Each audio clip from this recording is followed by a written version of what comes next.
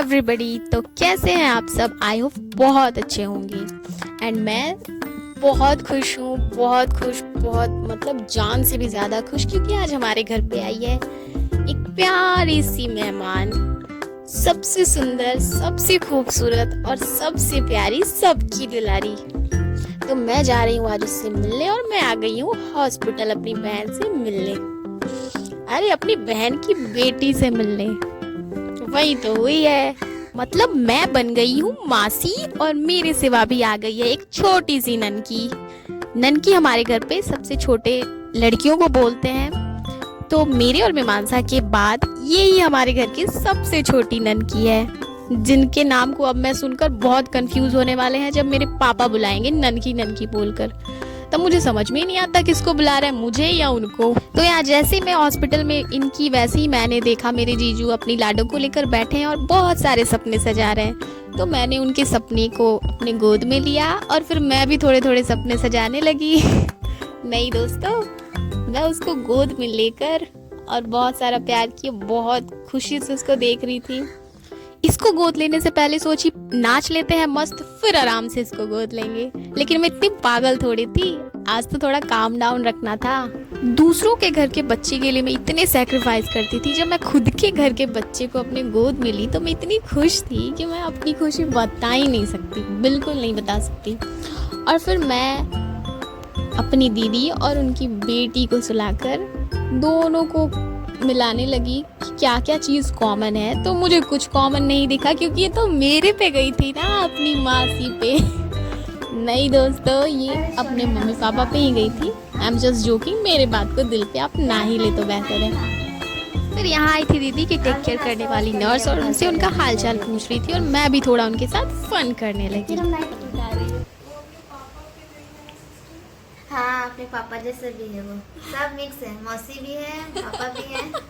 इसको लगा ही, देखिए ना, इसको भूख ही लगा है ना। फिर मैं नर्स से पूछकर इसे दूध पिलाने लगी, और दीदी और इसका ख्याल खुद ही रखने लगी, क्योंकि मेरे जीजू जा चुके थे हॉस्पिटल से।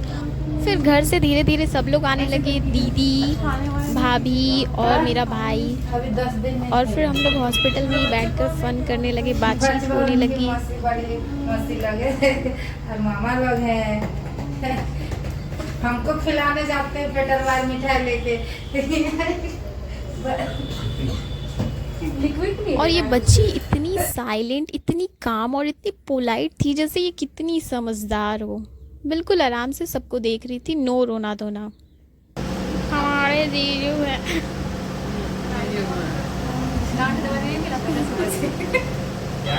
कौतल है, देखिए दोस्तों, मिठाई चल रहा है। अरे खाली खुशी करा रहे हैं, ये सब खुशी बना है। और यहाँ मेरी बहन खुशी का मिठाई बोल बोल कर सारा मिठाई खा रही थी। और फिर यहाँ आ गई डॉक्टर दीदी को चेक करने के लिए।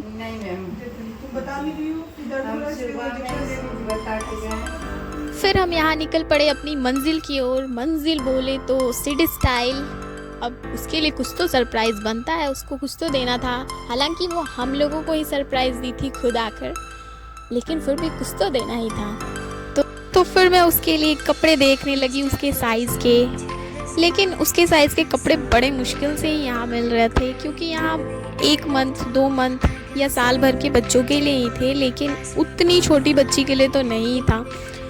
तो फिर भी मैं सर्च करके बहुत सारी जगह से निकाल कर, टोकरी था वहाँ, टोकरी से निकाल के, और भी बहुत कुछ थे वहाँ से निकाल कर सारे कपड़े इधर उधर करके उसके लिए 1 2 3 कपड़ा निकाला मैंने बहुत मुश्किल से। वो भी उस पर बड़े ही हो रहे थे।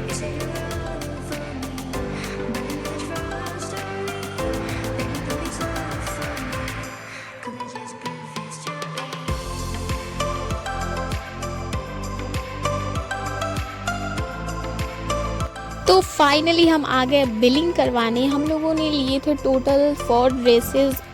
एक मेरे भाई के पसंद की थी, एक मेरी दीदी के पसंद की थी और एक मेरे पसंद की थी, और एक एक्स्ट्रा हम लोगों ने ले रखा था। और मुझे अपने कपड़ों को देखकर अलग ही दुख हो रहा था, क्योंकि मैं अपने घर के रेगुलर कपड़ों को पहनकर चली गई थी मॉल। वैसे मैं इन सब चीज़ों में बहुत ख़ास हूँ, ऑयल लगाकर, पुराने कपड़े पहनकर, ये सब मैं करती रहती हूँ। कुछ खास सज धज के मैं बाहर उतना जाती नहीं। और मैं ब्लॉगिंग भी रेगुलर के कुत्तों की तरह ही बन के करती हूँ, वही पुराना ड्रेस, वही चीपड़ सी बाल वाल बनाकर, कुछ खास रेडी होकर नहीं।